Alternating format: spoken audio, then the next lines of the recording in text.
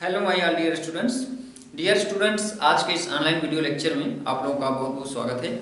आज के इस ऑनलाइन वीडियो लेक्चर में डियर स्टूडेंट्स हम आपका वेरी मोस्ट इंपॉर्टेंट टॉपिक यहाँ पर डिस्कस करने वाले हैं, जिसका नाम है ग्रेविटेशनल फील्ड और या कह सकते हैं एंड फील्ड स्ट्रेंथ। ठीक है, gravitational field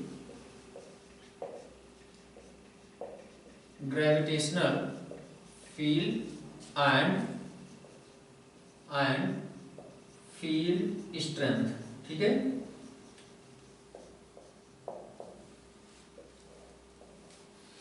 dear students, gravitational field सबसे पहले यहाँ पर with the help of example आइए हम रियलाइज करते हैं कि ग्रेविटेशनल फील्ड होता क्या है। ठीक है, जैसे डियर स्टूडेंट्स हम सपोज कर लें यहाँ पर किसी पॉइंट पर हमारे पास कोई मास रखा हुआ है जिसका मास कैपिटल M मान लेते हैं। ठीक है, ये कोई पॉइंट है जिसका मास कैपिटल M मान लेते हैं।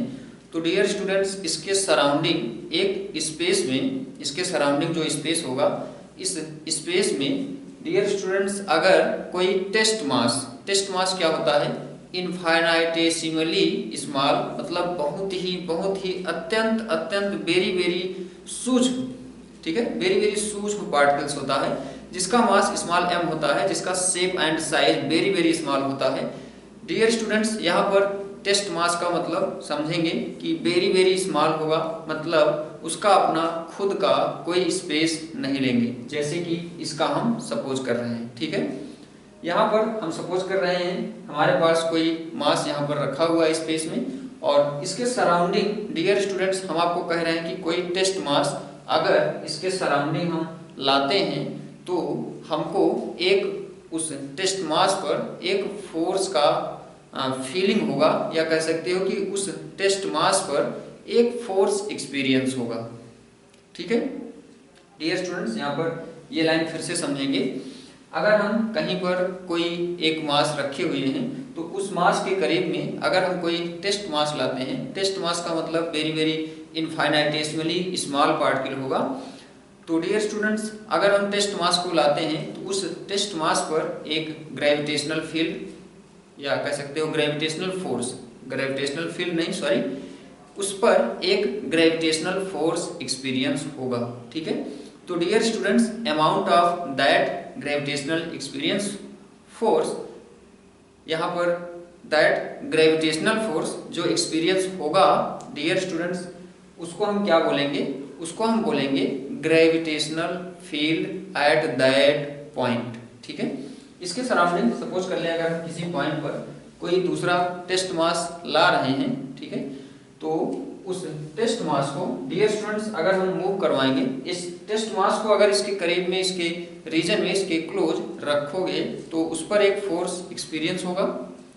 ठीक है, और उस पर जितना अमाउंट ऑफ फोर्स, जितना amount of gravitational force experience होगा उसी को उस पॉइंट पर हम ग्रेविटेशनल फील्ड बोलते हैं।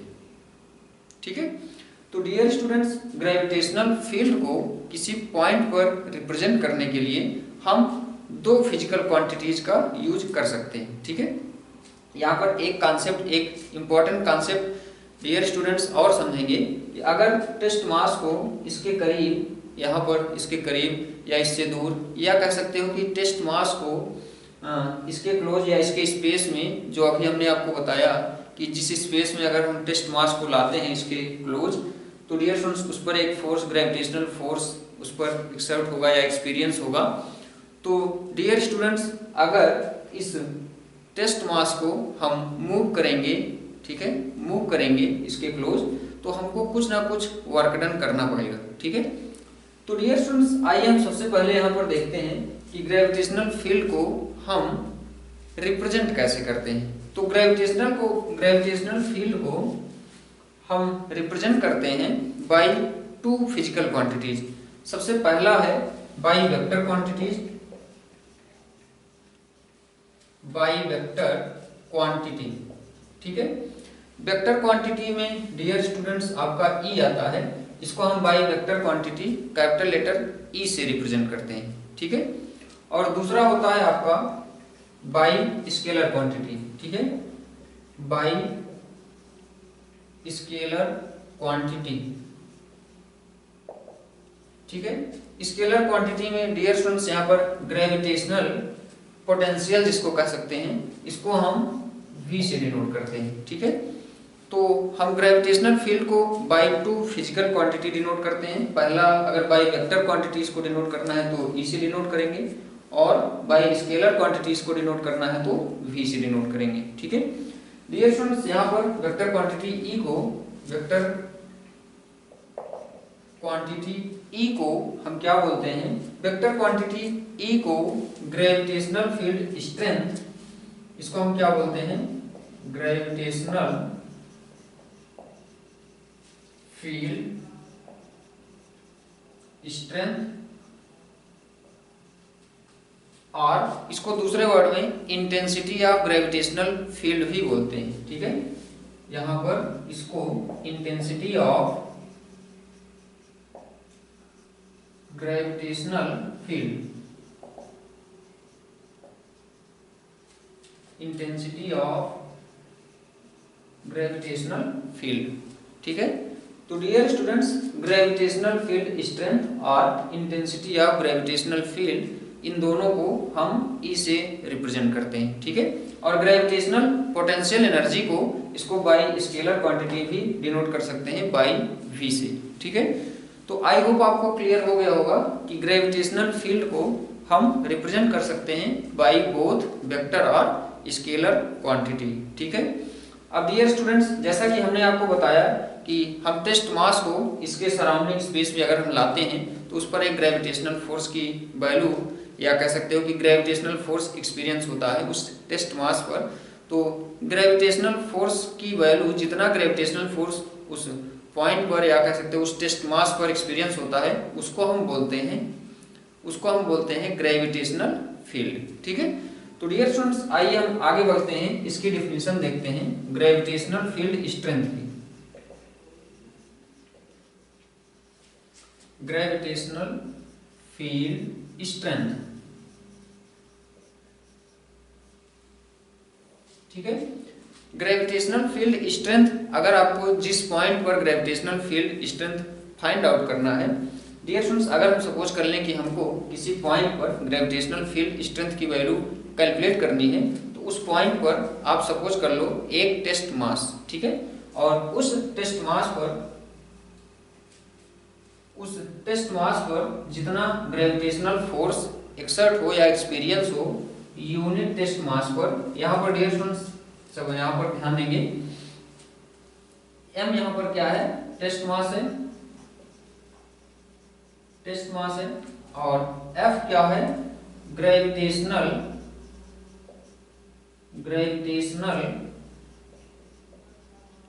फोर्स है, ठीक है, ग्रेविटेशनल फोर्स। डियर स्टूडेंट्स, यहाँ पर हम आपको सिखा रहे हैं कि आपको किसी पॉइंट पर ग्रेविटेशनल फील्ड की वैल्यू कैलकुलेट करनी है, तो आप कैसे कैलकुलेट कर सकते हो। जिस पॉइंट पर आपको ग्रेविटेशनल फील्ड की वैल्यू कैलकुलेट करनी है, वहां पर एक यूनिट टेस्ट मास प्लेस्ड कर दो, ठीक है। उस यूनिट टेस्ट मास पर जितना फोर्स एक्सर्ट होगा, उस पॉइंट पर वहां पर उसका ग्रेविटेशनल फील्ड यहाँ पर, या ग्रेविटेशनल फील्ड स्ट्रेंथ जिसको E से डिनोट करते हैं, उस पॉइंट पर ग्रेविटेशनल फील्ड स्ट्रेंथ E की वैल्यू हो जाएगी F/m, ठीक है। डियर स्टूडेंट्स, यहाँ पर फिर से समझेंगे, अगर m को हम यूनिट मान लें तो हम कह सकते हैं कि यूनिट टेस्ट मास पर जितना ग्रेविटेशनल फोर्स एक्सर्ट होगा, जिस पॉइंट पर उसको रखे हो, तो यहाँ पर amount of that force will be gravitational field strength, है ना। ये फार्मूले से भी आपका क्लियर है, ठीक है। अब डियर स्टूडेंट्स, आइए हम यहाँ पर सपोज करते हैं कि ग्रेविटेशनल फील्ड E की वैल्यू यहाँ पर ड्यू टू 1 पॉइंट मास कितना होता है, ठीक है, ड्यू टू 1 पॉइंट मास। तो डियर स्टूडेंट्स, यहाँ पर ध्यान से समझेंगे, E is equal to F/m, यहाँ पर ये क्या बताता है? ग्रेविटेशनल फील्ड स्ट्रेंथ, ठीक है।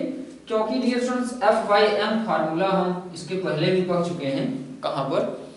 डियर स्टूडेंट्स, आपसे रिक्वेस्ट है कि अगर आप हमारा acceleration due to gravity lecture नहीं देखे हैं तो आप हमारा वह लेक्चर जरूर देखें, तभी आपको ऑल डाउट्स क्लियर होंगे और आपको कहीं भी किसी भी कॉन्सेप्ट को रियलाइज करने में कोई प्रॉब्लम नहीं होगी। ठीक है, तो डियर स्टूडेंट्स यहाँ पर F/m फार्मूला हम आपको बता चुके हैं। एक्सेलरेशन ड्यू टू ग्रेविटी में भी G is equal to F/m formula हम आपको बता चुके हैं। तो डियर स्टूडेंट्स यहाँ पर F/m is equal to G होता है और F/m सेम फार्मूला यहाँ पर इज इक्वल टू E है। तो हम कह सकते हैं कि G की वैल्यू ही E की वैल्यू होगी। ठीक है, तो डियर स्टूडेंट्स हम G यहाँ पर एक्सेलरेशन ड्यू टू ग्रेविटी बोले थे और यहाँ पर हम आपको बता रहे हैं कि G की वैल्यू ही सेम होगी E के इक्वल। ठीक है, यहाँ पर इसका मतलब क्या है, आइए हम इसको और अच्छे से रियलाइज करते हैं। यहाँ पर हम आपको क्या कहना चाह रहे हैं,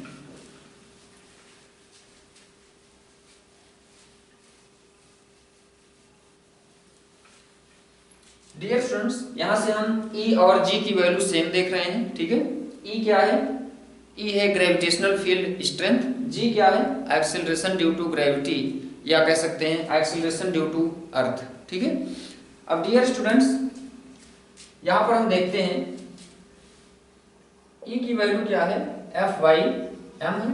ठीक है, और G की वैल्यू भी F/m है। तो G की वैल्यू F/m के लिए डियर स्टूडेंट्स हम वैल्यू निकाल चुके हैं, हम ग्राफ निकाल चुके हैं। यहाँ पर ध्यान से समझेंगे, ग्राफ ऑफ G। ठीक है, graph of G of earth. ठीक है, अर्थ के लिए या अर्थ के सरफेस पर या कह सकते हैं अर्थ के इनसाइड या कह सकते हैं अर्थ के या अर्थ सरफेस से कुछ हाइट पर। डियर स्टूडेंट्स हम एवरी केसेस में आपका G फाइंड आउट कर चुके हैं। ठीक है, ग्राफ ऑफ G हम फाइंड आउट कर चुके हैं अर्थ के लिए। तो यहाँ पर हम कुछ इस टाइप से ग्राफ हमको मिला था। ठीक है, ये ग्राफ किसके लिए था, G के लिए था। ठीक है, G डैश के लिए था, G dash is directly proportional to R था। यहाँ पर डियर स्टूडेंट्स ये G डैश है और ये आपका R है। ठीक है, तो G dash is directly proportional to R आया था आपका, और इस पॉइंट के बाद यहां से हमको G डैश की वैल्यू क्या मिली थी 1/r²। ठीक है, तो डियर स्टूडेंट्स अगर G हमारा E के इक्वल है तो इसका भी ग्राफ सेम होगा, इसका भी ग्राफ सेम कैसे होगा। यहाँ पर डियर स्टूडेंट्स अगर हम E का ग्राफ देखें, E का या ग्रेविटेशनल फील्ड स्ट्रेंथ या कह सकते हो कि ग्रेविटेशनल फील्ड ऑफ अर्थ का ग्राफ देखें, ग्रेविटेशनल फील्ड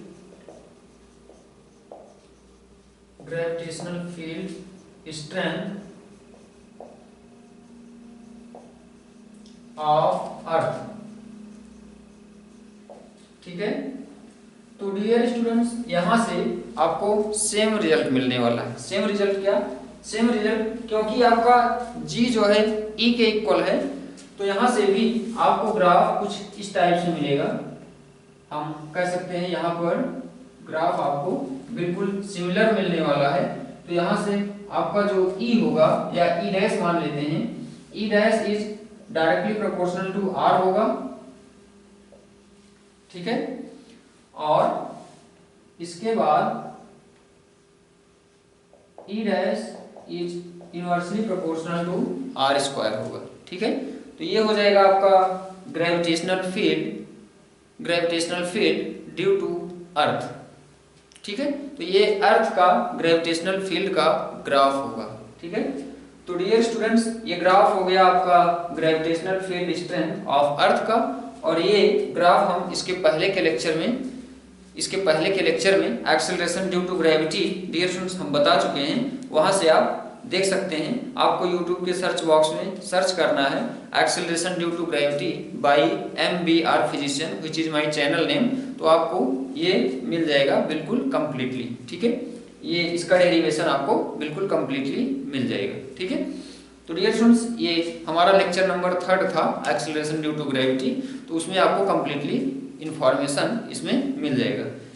तो आइए डियर स्टूडेंट्स आगे हम देखते हैं। यहाँ से हम वैल्यू निकाल लिए ई की, किसके लिए, अर्थ के लिए, ठीक है। तो डियर स्टूडेंट्स यहाँ पर हम आगे बढ़ते हैं, कंटिन्यू होते हैं अपने टॉपिक में। आइए यहाँ पर हम देखते हैं gravitational field due to point mass. Next heading देखते हैं, gravitational field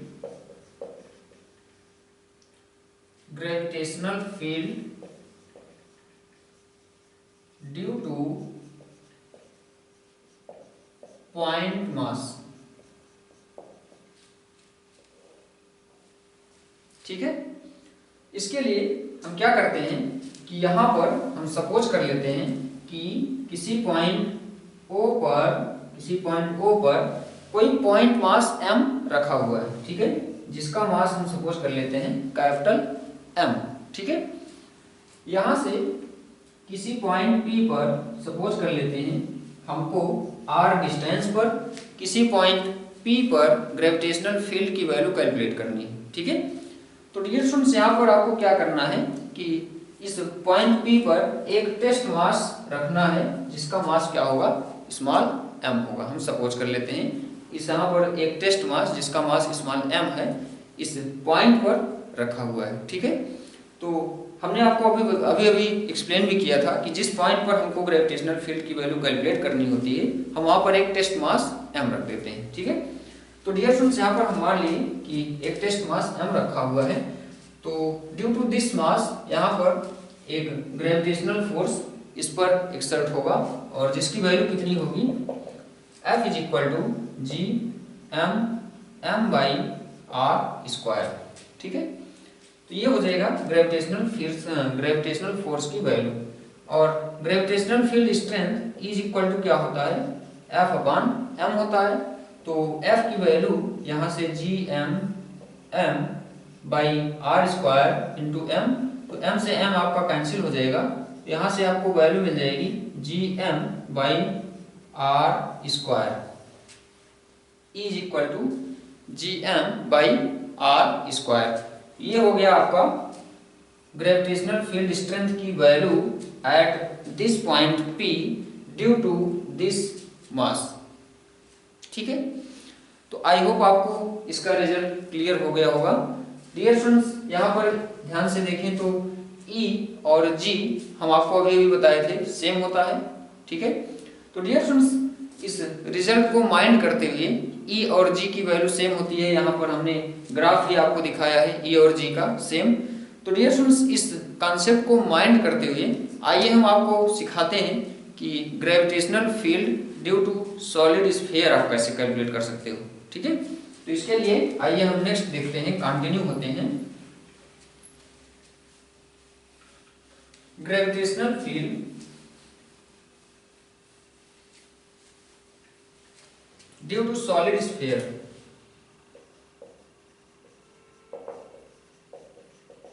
gravitational field due to solid sphere, ठीक है।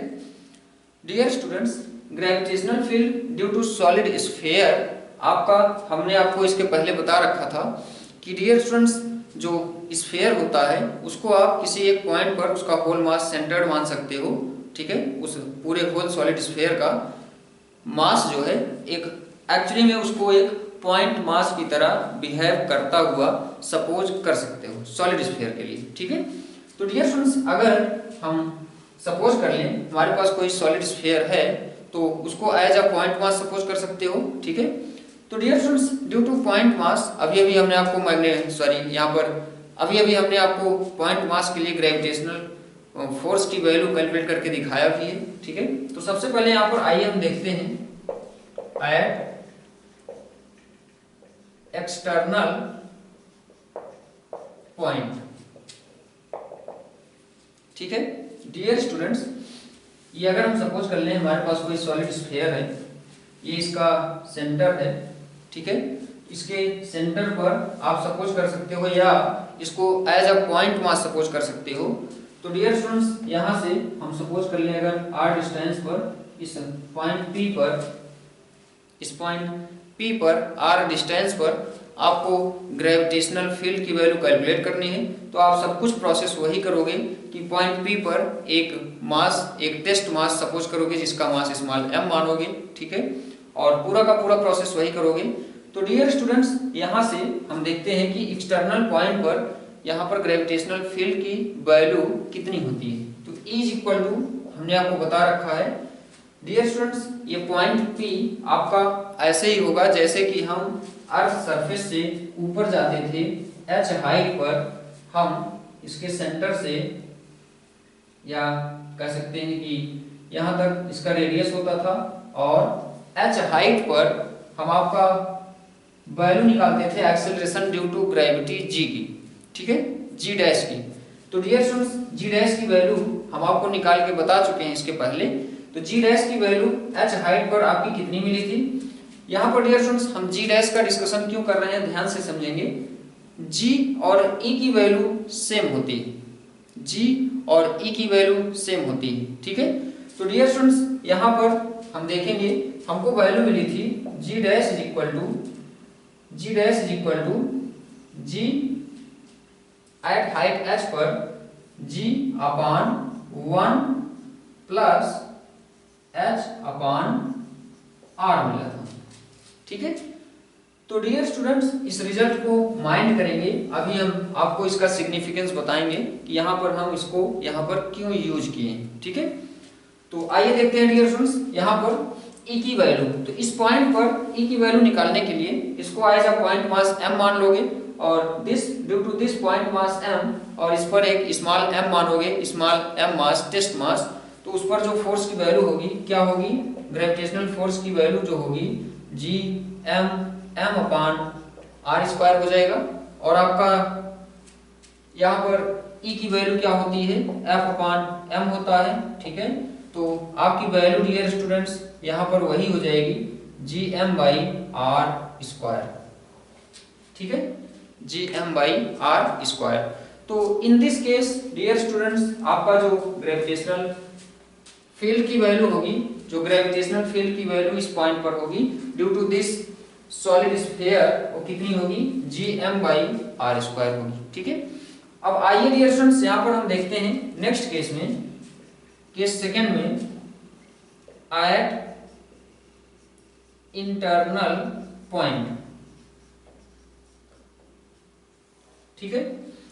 यहाँ पर internal point of solid sphere हम देखेंगे कि ग्रेविटेशनल फील्ड की वैल्यू कितनी होगी, ठीक है।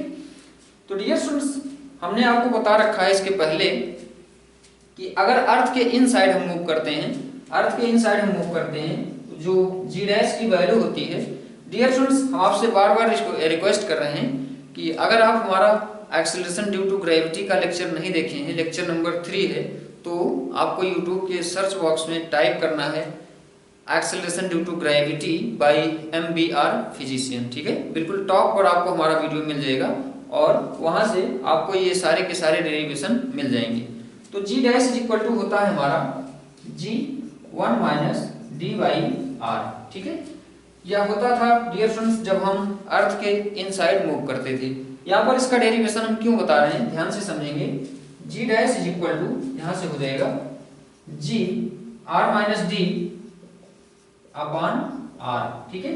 तो आर माइनस डी यहाँ से अगर हम आर सपोज कर लें तो G dash is equal to आता था हमारा जी आर, ठीक है। G dash is equal to यहाँ से R minus D is equal to अगर हम आर सपोज कर लेते थे तो डियर स्टूडेंट्स यहाँ पर हमको वैल्यू मिल जाती थी G dash is equal to G R by R, ठीक है। तो यहाँ पर हम देखते थे कि G dash is directly proportional to R आता था, ठीक है। मतलब जी डैश आर के डायरेक्टली प्रोपोर्शनल होता था। मतलब डियर स्टूडेंट्स, इसके इनसाइड जो आपका जी की वैल्यू होगी या ई की वैल्यू होगी, सॉरी, ई की जो वैल्यू होगी कितनी हो जाएगी, जी एम बाई यहाँ पर डियर स्टूडेंट्स जी डैश की वैल्यू ही आपकी ई की वैल्यू होगी, ठीक है।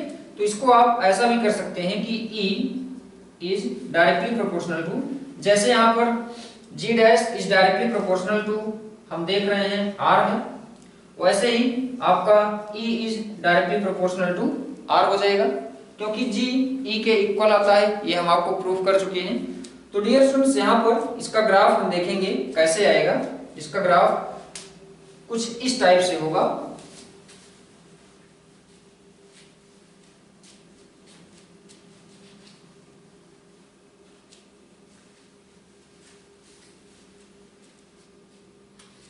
यहाँ पर डियर स्टूडेंट्स ग्राफ इसका अगर हम देखें तो इसका ग्राफ कुछ ऐसे मिलेगा, ठीक है।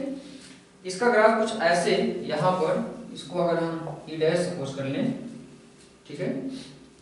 तो डियर स्टूडेंट्स यहाँ पर देखेंगे is directly proportional to R है, यहाँ पर हम कह सकते हैं is directly proportional to R है, ठीक है। अब ये is directly proportional to R यहाँ पर कब तक है? Is directly proportional to R dear students आपका होगा सरफेस तक। Is directly proportional to R आपका होगा सरफेस तक, ठीक है। सरफेस के ऊपर जाएंगे तब, तो सरफेस के ऊपर जाएंगे डियर स्टूडेंट्स, यहाँ पर सरफेस के ऊपर जाएंगे तो जैसा कि अभी हमने आपको बताया था कि इसका हम एक्सप्लेनेशन यहाँ पर क्यों कर रहे हैं। तो h को अगर हम d मान लें, यहाँ पर ध्यान से समझेंगे, यहाँ पर हम क्या करते हैं कि h को हम d मान लेते हैं, इसको इधर समझेंगे। अगर यहाँ पर if h is equal to d suppose कर लें तो g dash is equal to g by 1 plus यहाँ से d बाई r मिलेगा, और r plus D dear students क्या होगा? डिस्टेंस है, और r जो है रेडियस होता है, रेडियस ऑफ अर्थ। तो dear students r plus D का मतलब आप सरफेस से, अर्थ के सरफेस से ऊपर मूव कर रहे हो, ठीक है। तो यहाँ पर r plus D is equal to r हम सपोज कर लेते हैं, तो हमको वैल्यू मिल जाएगी g dash is equal to g by, यहाँ पर हमको वैल्यू मिली थी 1 प्लस डी बाई आर, ठीक है। यहाँ पर डियर स्टूडेंट्स g इंटू यहाँ पर 1 प्लस डी बाई आर का होल स्क्वायर में था, यहाँ पर ध्यान देंगे। तो g dash is equal to आपको यहाँ पर वैल्यू मिल जाएगी g by 1, r plus D की वैल्यू क्या हो गई? r हो गई, ठीक है। तो ये हो गया r स्क्वायर, अपान में r स्क्वायर आएगा, तो r स्क्वायर ऊपर चला गया, ठीक है। तो g dash is equal to g r square by r square, ठीक है। तो यहाँ पर डियर स्टूडेंट्स हम देख रहे हैं कि यहाँ पर g डैश जो है इनवर्सली प्रोपोर्शनल टू है r स्क्वायर की, तो g डैश ही आपका e होता है। डियर स्टूडेंट्स ध्यान देंगे, g डैश ही आपका e होता है, तो यहाँ e आपका क्या हो जाएगा? Inversely proportional to square of distance r square, ठीक है। तो यहाँ पर ये लाइन आप क्यों यहाँ पर ये लाइन डिक्रीजिंग ऑर्डर में क्यों शो कर रहे हो? आई होप आपको क्लियर हो गया होगा।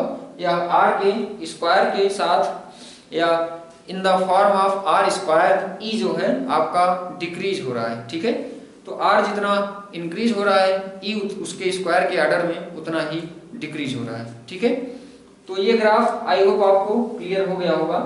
e is directly proportional to r और e is inversely proportional to square of distance के, ठीक है।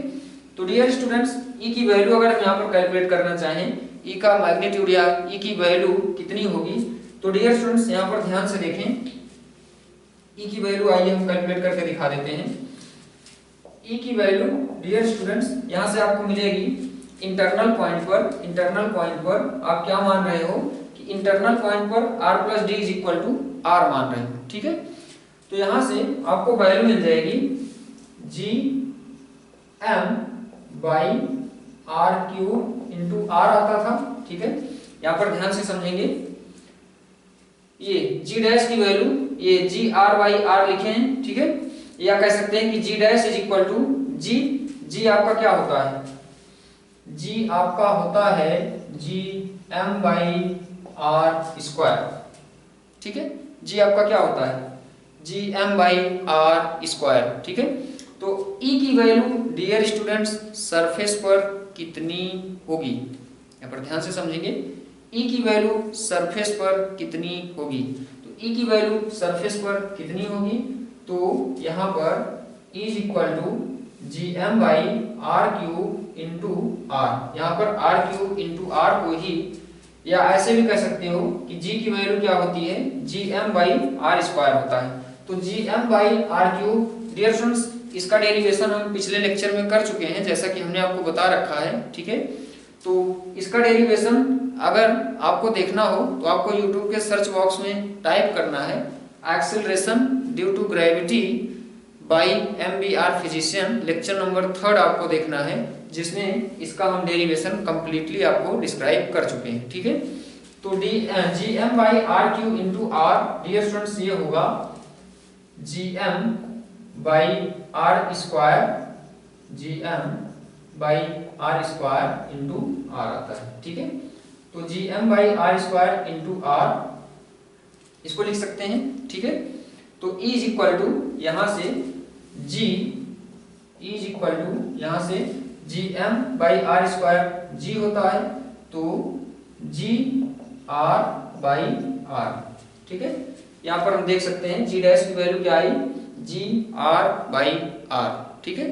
तो आई होप डियर स्टूडेंट्स यहाँ पर आपको रिजल्ट्स क्लियर हो गए होंगे। यहाँ पर G dash is equal to G R by R क्या था, इसके इनसाइड इलेक्ट्रिक फील्ड की, सॉरी ग्रेविटेशनल फील्ड की वैल्यू थी, ठीक है। इसके इनसाइड सॉलिड स्फीयर के ग्रेविटेशनल फील्ड की वैल्यू थी, ठीक है। तो डियर स्टूडेंट्स यहाँ पर G डैश की वैल्यू ही E की वैल्यू हो गई। कैसे हो गई, यहाँ पर आई होप आपको रिजल्ट्स क्लियर हो गए होंगे, ठीक है। यहाँ पर हम डायरेक्टली भी कह सकते थे G डैश की वैल्यू ही E की वैल्यू होती है, ठीक है। और हम इसको मेनी टाइम्स स्टार्टिंग से डिस्क्राइब कर चुके हैं, G dash is equal to E, ठीक है। तो डियर स्टूडेंट्स यहाँ पर ग्रेविटेशनल फील्ड की value due to solid sphere I hope आपको क्लियर हो गया होगा। और डियर स्टूडेंट्स यहाँ पर ध्यान दोगे, इसके सरफेस पर G की वैल्यू हम कैलकुलेट कर चुके हैं। सरफेस पर या near about its surface G की वैल्यू क्या होती है, GM बाई आर स्क्वायर होता है, ठीक है। तो इन दिस केस आपका R के इक्वल हो जाएगा, ठीक है। और E की वैल्यू भी आपका यही हो जाएगा, G और E की वैल्यू आपका क्या हो जाएगा, GM बाई आर स्क्वायर, ठीक है। तो ये हो जाएगा आपका ग्रेविटेशनल फील्ड की value on the surface of sphere, ठीक है। आइए डियर स्टूडेंट्स हम बात कर लेते हैं ग्रेविटेशनल फील्ड की वैल्यू या gravitational field due to spherical shell.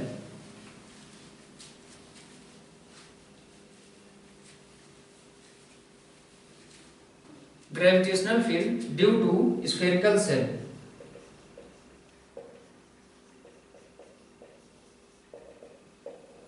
ठीक है। तो स्फेरिकल शेल के लिए डियर स्टूडेंट्स इसका भी मास आप सपोज कर सकते हो एज अ पॉइंट मास, ठीक है। डियर स्टूडेंट्स यहाँ पर आपका जो E की वैल्यू होगी क्या होगी, GM बाई आर स्क्वायर, ठीक है।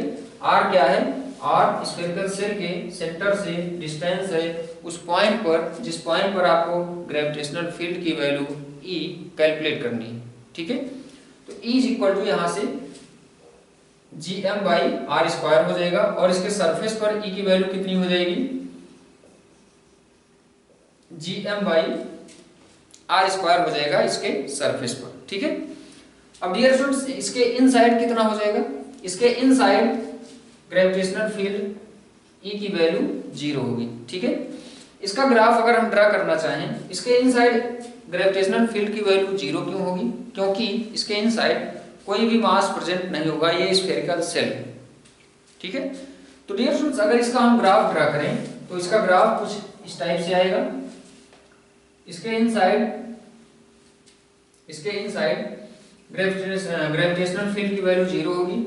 उसके बाद आउटसाइड आपका यही होगा, E is inversely proportional to square of distance, ठीक है। तो डियर स्टूडेंट्स ये हो जाएगा इसका ग्राफ, इसका ग्रेविटेशनल फील्ड का ड्यू टू स्फेरिकल शेल। तो यहाँ पर हमने देखा कि ग्रेविटेशनल फील्ड आपका due to solid sphere at external point, at internal point, at its centre. Dear students gravitational field की वैल्यू हम नहीं कैलकुलेट किए हैं, at its centre gravitational field की वैल्यू भी आपकी जीरो आएगी, as in case of we have discussed acceleration due to gravity. Acceleration due to gravity हम डिस्कस कर चुके हैं एट इट्स सेंटर, जिसकी वैल्यू जीरो थी। ठीक है, तो यहाँ पर भी ई की वैल्यू भी आपका जीरो होगा एट इट्स सेंटर। ठीक है, तो डियर स्टूडेंट्स यहाँ पर इसके सेंटर पर ग्रेविटेशनल फील्ड ई की वैल्यू जीरो कैसे होगी, आई होप आपको क्लियर हो गया होगा, जैसे कि हम इसके पहले एक्सेलरेशन ड्यू टू ग्रेविटी में बता चुके हैं। ठीक है, वहाँ पर डी की वैल्यू जीरो होता था और डी की वैल्यू जीरो रखोगे तो जी की वैल्यू जीरो होगी और ई की वैल्यू भी जीरो हो जाएगी, as E is equal to G. तो आज के इस लेक्चर को डियर स्टूडेंट्स हम यहीं पर स्टॉप करेंगे और आप लोग इस पर बेस्ड न्यूमेरिकल्स जरूर सॉल्व करेंगे। Thank you very much.